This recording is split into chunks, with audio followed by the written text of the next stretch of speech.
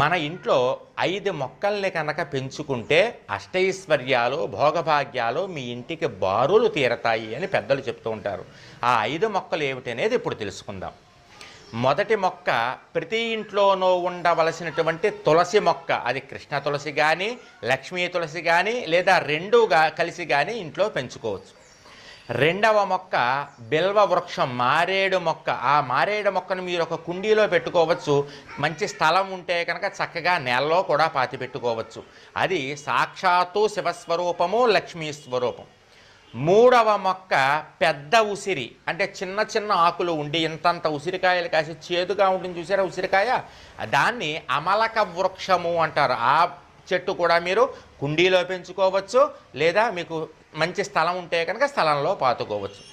ఇక 4వ చెట్టు మీరు పెంచుకోవాల్సింది ఏమిటయ్యా అంటే అరటి చెట్టు. ఏ ఇంట్లో అరటి చెట్టు ఉంటుంది